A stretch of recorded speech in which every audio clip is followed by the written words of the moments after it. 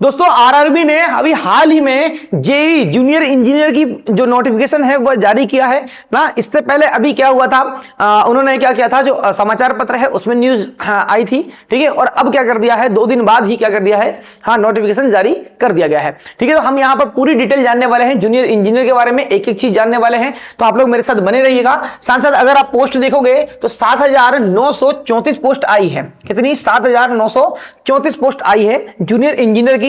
अब इसमें सिलेबस क्या हो सकता है, पाठ्यक्रम की बात हम करेंगे, क्वालिफिकेशन क्या हो सकता है, योग्यता की बात करेंगे, एग्जाम जो पैटर्न होगा, ठीक है, परीक्षा पैटर्न वो क्या हो सकता है इसकी बात करेंगे, और जो योग्यता है, पात्रता है, ठीक है, इसकी हम यहां पर क्या करने वाले हैं, यहां पर बात करने वाले हैं। और क्या ऐसा बड़ा अपडेट हुआ है या नहीं है, इसकी पूरी चर्चा हम करने वाले हैं, ठीक है। साथ साथ एज लिमिट की बात करने वाले कि कब तक आप फॉर्म फिल कर सकते हैं। चलिए तो मैं आप लोग को यहां पर ले चलता हूं, आप लोगों के पास में, आप लोग के लिए नोटिफिकेशन में। और यहां पर देखते हैं सेंट्रल जो रेलवे है ना, ठीक है, आपका है ना, रेलवे रिक्रूटमेंट बोर्ड है ना, मिनिस्ट्री ऑफ रेलवे ने इस जारी किया है अभी हाल ही में, ठीक है। हम यहां पर एक एक चीज देख लेते हैं कि यहां पर रिक्रूटमेंट किसकी चीज की आई है। तो जूनियर इंजीनियर डिपोट मटेरियल, हाँ मटेरियल सुपरिंटेंडेंट, ठीक है। और साथ साथ क्या आपका केमिकल मेटलर्जिकल असिस्टेंट की, केमिकल सुपरवाइजर रिसर्च की, ठीक है, एंड मेटलर्जिंग सुपरवाइजर रिसर्च की यहां पर क्या है, पोस्टें आई हुई है, ठीक है, जूनियर इंजीनियर में, रेलवे में, ठीक है। अब यहां पर हम बात कर लेते हैं, एक एक चीज की बात करते हैं कि इसका फॉर्म कब से फिल होगा, ठीक है भाई। तो ये किसके लिए है, ध्यान रखिएगा, जितने भी टेक्निकल बच्चे हैं, ठीक है, उन्हीं लोगों के लिए क्या है, ये पोस्टें हैं, बाकी किसी के लिए यहां पर ये पोस्टें नहीं है, ठीक है भाई। तो यहां पर ध्यान रखिएगा, ये सारी पोस्टें। अब इसका जो एप्लीकेशन है ये कब से फॉर्म फिल होने वाले हैं भाई, तो ध्यान रखिएगा, इसके जो फॉर्म फिल होंगे वो कब से होंगे, 30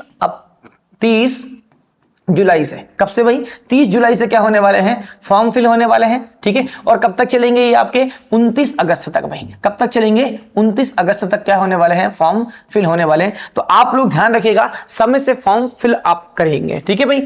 इसके बाद में और क्या दिया है, जो क्लोजिंग डेट है आपकी, ठीक है भाई, यहां पर, ठीक है, ये 30 हो गया है ना, 30 तक, ठीक। अब यहां पर बात कर लेते हैं, यहां पर जो पोस्टें हैं उसके बारे में। देखिए यहां पर अगर आप देखोगे तो यहां पर बहुत सारी चीजें यहां पर एक साथ इसने क्या कर दिया है, मेंशन कर दिया है, ठीक है। देखिए पोस्ट का नाम लिखा हुआ है आपका केमिकल सुपरवाइजर, है ना, या रिसर्च एंड क्या हो जाएगा आपका मेटलर्जिकल सुपरवाइजर और रिसर्च की, ठीक है। तो यहां पर देखो, अगर इनके हम पे की बात करें तो लेवल 7 में क्या है, इनको सैलरी मिलने वाली है, लेवल 7 की, ठीक है। इनिशियली जो पे होगा, है ना, जो सैलरी होगी वो 44,900 होगी। साथ साथ अगर हम बात करें यहां पर मेडिकल स्टैंडर्ड की, है ना, तो यहां पर क्या है, अभी आगे अपन देखने वाले हैं कि मेडिकल क्या क्या लगेगा आप लोगों को, ठीक है। एज लिमिट अगर हम बात करें तो 1/1/2025 मतलब 1 जनवरी 2025 से ये काउंटिंग करेगा, 18 से लेकर के 36 साल तक, ठीक है भाई। 18 से लेकर के क्या रहेगी आपकी, 36 साल तक क्या रहेगी आपकी एज होने वाली है, ठीक है।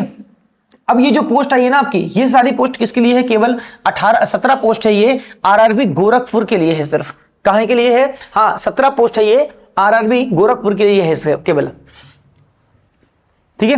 नेक्स्ट बात करते हैं junior engineer depot material superintendent and chemical and metallurgical assistant की जो है, ठीक है, इसमें जो पे स्केल है आपका वो कितना है, 6 है।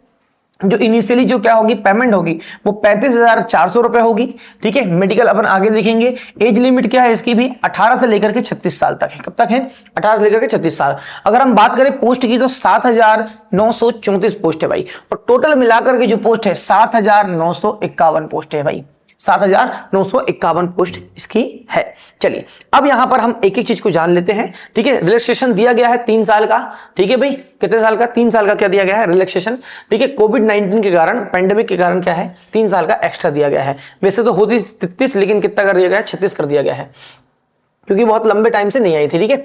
अब हम यहां पर देख लेते हैं, देखिए आप लोग जरा कि देखिए एज लिमिट की हम बात करेंगे, एक एक चीज की बात करने वाले, एज लिमिट, ठीक है।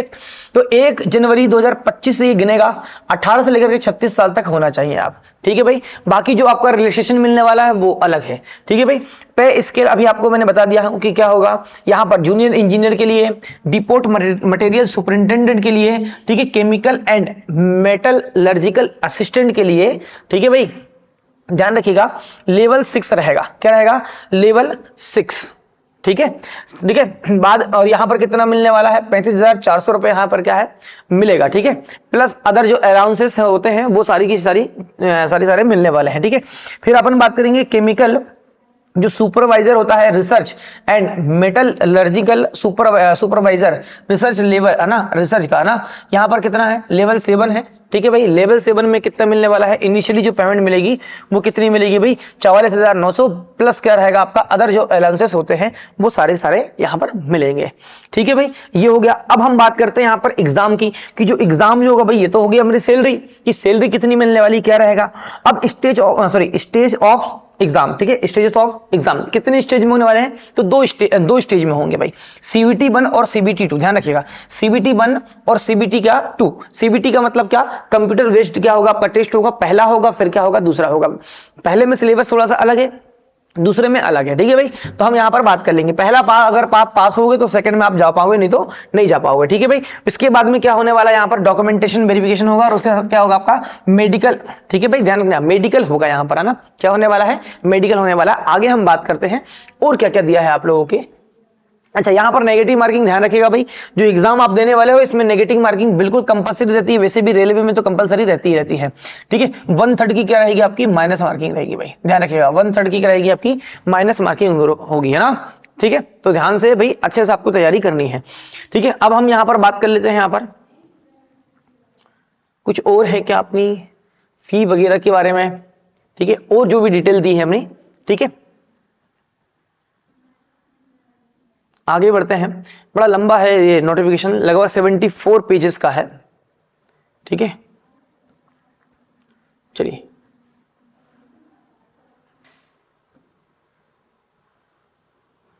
जो काम का है केवल वो देखते हैं अपन, है ना। यहां पर वैकेंसी में जो भी होगा आपका मेडिकल स्टैंडर्ड, ध्यान रखिएगा आप लोग, जो भी मेडिकल स्टैंडर्ड फिटनेस होती है ना, A3 रहेगा आपका।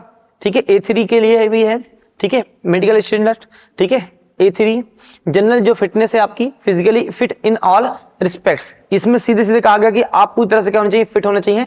और इसके लिए जो आपका विजन वगैरह है, ठीक है भाई, तो A3 होना चाहिए, B1, ठीक है, B2 और C1, ये सारे क्या है आपके विजन के लिए दिया गया है। ठीक है भाई, ध्यान रखिएगा ना। ठीक है, A3 जो है स्टैंडर्ड विजन जो है 6/9 होना चाहिए विदाउट ग्लासेस। ठीक है, नियर विजन आपका क्या होना चाहिए, 0.6 होना चाहिए विदाउट ग्लासेस। ठीक है, तो ये सारी चीजें आप लोग को दी है, आप लोग इसका एक बार क्या कर सकते हैं, हाँ इसका क्या कर सकते हैं, स्क्रीनशॉट खींच करके आप देख सकते हैं आराम से। चलिए भाई, मैं जो मेन काम की चीजें हैं मैं आप लोग को बता देता हूं। ठीक है भाई, ये सारी, हाँ यहां पर आओ एज लिमिट में भाई। ठीक है, सबसे पहले कहां आते हैं अपन, एज लिमिट में आपको पहले ही बता चुका हूं। अब यहां पर एग्जैक्ट दिया है एज लिमिट, देखिए आप लोग जो पोस्टें हैं ये पोस्ट दी है और ये क्या आपकी एज लिमिट है ना। ठीक है, तो नॉर्मल कितनी थी भाई आपकी 18 से 33 होती थी, लेकिन अब क्या कर दिया गया है, हाँ यहां पर बढ़ाकर क्या कर दिया गया है, 18 से लेकर के 36 कर दिया गया है। क्यों, कोविड-19 पेंडेमिक के कारण। ठीक है भाई, देखो यहाँ पर ये सारी की सारी पोस्टों के लिए क्या है, हाँ 18 से 36 के स्थान पर कितना ले लिया गया, 18 से 36 ले लिया गया है। क्या ले लिया गया, 18 से 36। अब यहाँ पर स्पष्ट बोला गया है कि कोविड-19 पेंडेमिक के कारण क्या कर दिया गया, यहाँ पर 3 इयर्स क्या कर लिया गया है, हाँ आप लोग के लिए, हाँ और बढ़ा दिया गया है। ठीक है, साथ ही साथ यहाँ पर क्या होने वाली है, ध्यान रखिएगा, यहाँ पर आप लोगों को छूट भी मिलने वाली है भाई। ठीक है, एज रिलैक्सेशन भी मिलेगा। तो यहाँ पर देखिए अपने उसने सीधे सीधे बोल दिया है कि कहां से कितने तक आपको लेगा। 18-36 की बात है, तो UR और EWS, ठीक है भाई, अनरिजर्व कैटेगरी और EWS है ना। ठीक है, इसकी क्या है 2-1 है ना, 2 जनवरी है ना, 2 जनवरी 1989 से लेगा ये। ठीक है, इससे पहले का व्यक्ति नहीं होना चाहिए। OBC की बात करें भाई, ठीक है, ओबीसी की बात करें, नॉन क्रिमिलियर, ठीक है, नॉन क्रिमिलियर की बात अगर हम करें तो 2 जनवरी 1986 का पहले का व्यक्ति नहीं होना चाहिए। और SC ST की अगर बात करें तो 2 जनवरी 1984 से पहले का व्यक्ति नहीं होना चाहिए। अब कहां तक लोअर लिमिट कितनी है भाई, हाँ एज लिमिट कितनी है, तो आप 1 जनवरी 2007 के बाद के नहीं होने चाहिए भाई, है ना। 1 जनवरी 2007 के बाद के आप नहीं होने चाहिए, 2 जनवरी 2007 के भी नहीं होने चाहिए, आप ध्यान रखिएगा। ठीक है भाई, है ना, ध्यान रखिए। चलिए अब आते हैं यहाँ पर, साथ साथ रिलैक्सेशन भी है आप लोगों के। अगर कोई SC ST का है तो क्या हो रहा है भाई, 5 साल की क्या है छूट है।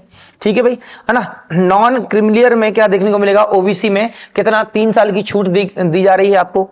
ठीक है, एक्स सर्विसमैन, ठीक है, एक्स सर्विसमैन वगैरह है। ठीक है, तो यहां पर भी बाकायदा क्या है, सबकी छूट दी गई है भाई। ठीक है, बाकायदा, है ना। ठीक, जो डिसेबल है, ठीक है, सभी को क्या दिया गया है, बाकायदा छूट दी गई। तो ज्यादा से ज्यादा अपन को जानने रहता है, मैक्सिमम बच्चे जो फॉर्म फिल करते हैं ठीक है, उनके लिए।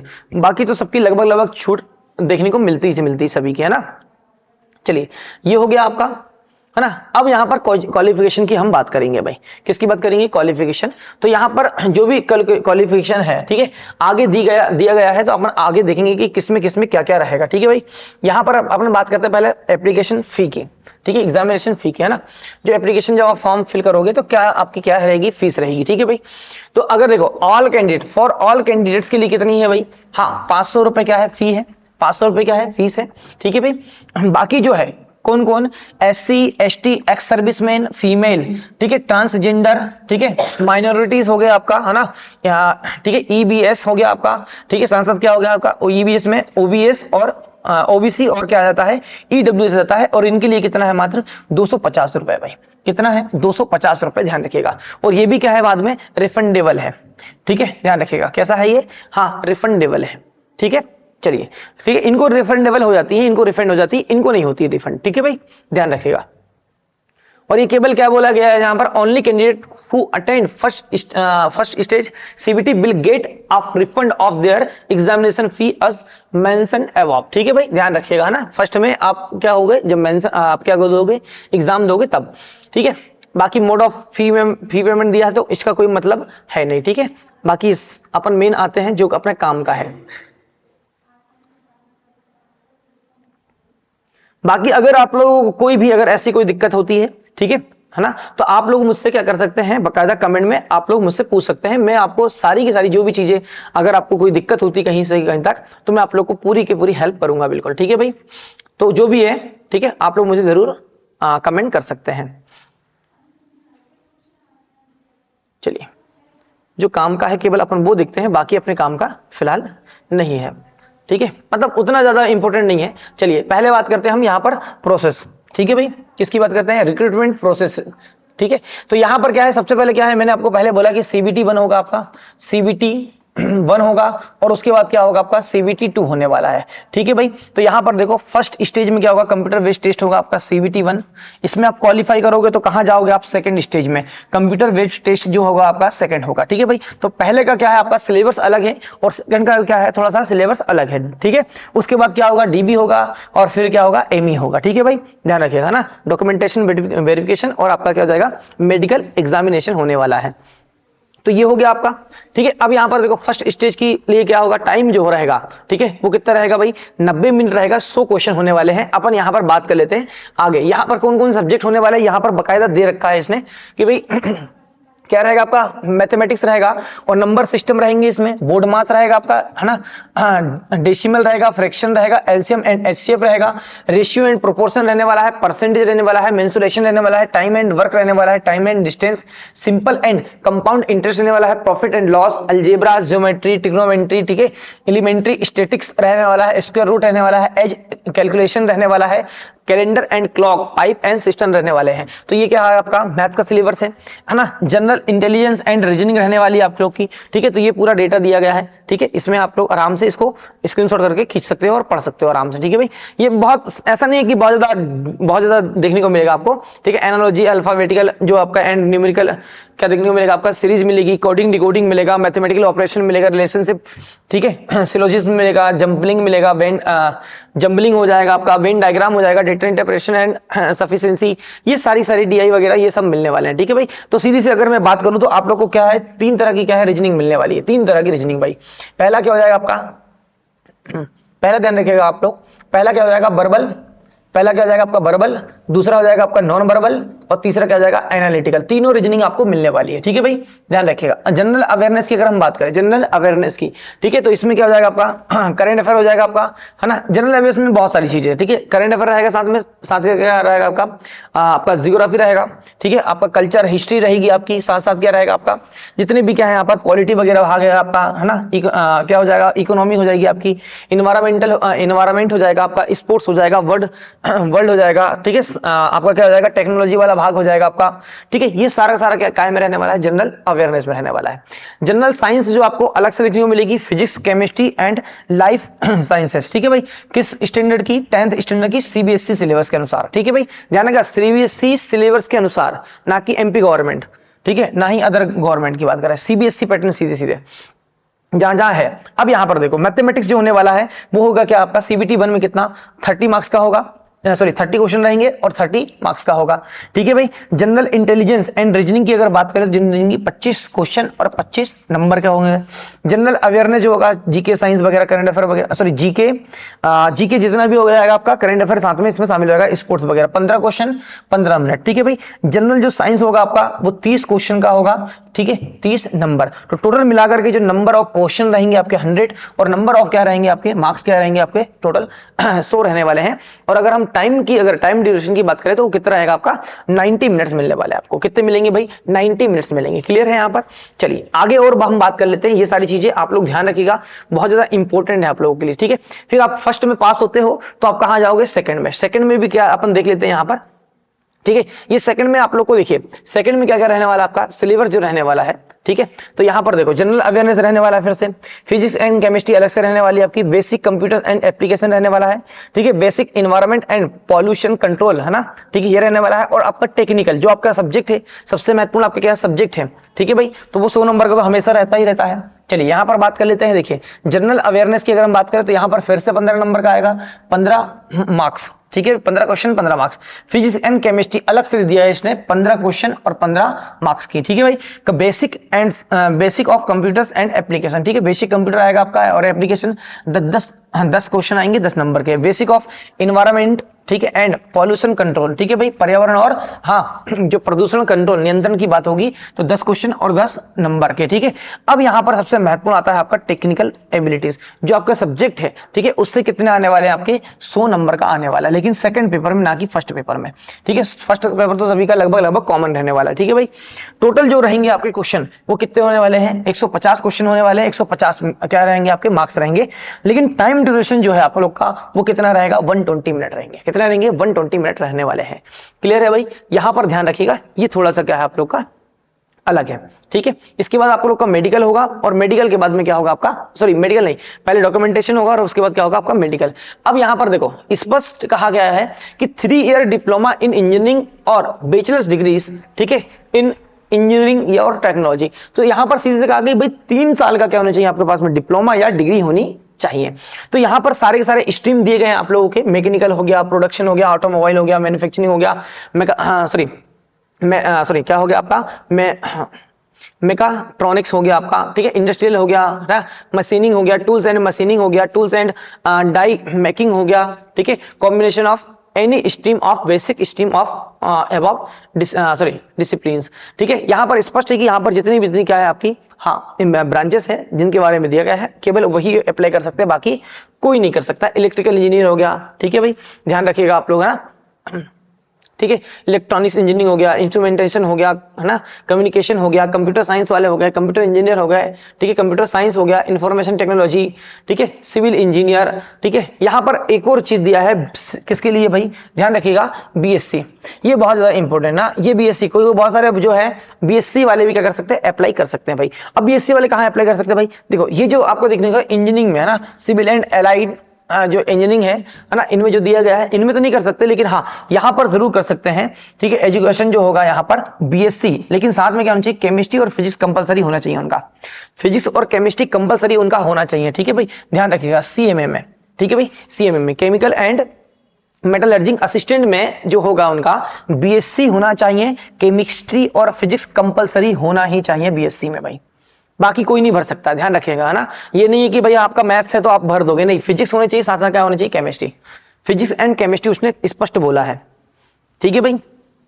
आगे आते हैं है ना डिग्री, बाकी इनके लिए अलग से डिग्री है भाई, जैसे केमिकल टेक्नोलॉजी है ना के लिए क्या है आपका केमिकल एंड मेटलर्जिंग जो सुपरवाइजर है इनके लिए क्या है आपका इसी में क्या होनी चाहिए आपकी डिग्री होनी चाहिए, केमिकल टेक्नोलॉजी में डिग्री होनी चाहिए। ठीक है भाई ना। ये हो गया आपका ये इंजीनियरिंग के लिए ये हो गया। ठीक है। अब आगे अपन आते हैं कुछ और अगर दिया हो तो अपने जो काम का हो। ठीक है। कुछ और काम का है क्या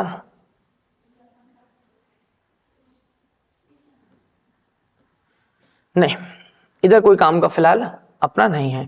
कहां कहां कैसे कैसे अप्लाई करना है इसकी बात की गई है। ठीक है। कहां कहां ये सेंटर वगैरह होंगे। ठीक है।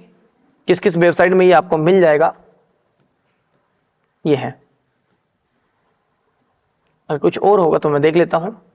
बाकी तो मैंने आप लोगों को सारी इंफॉर्मेशन लगभग दे दिया है, ठीक है।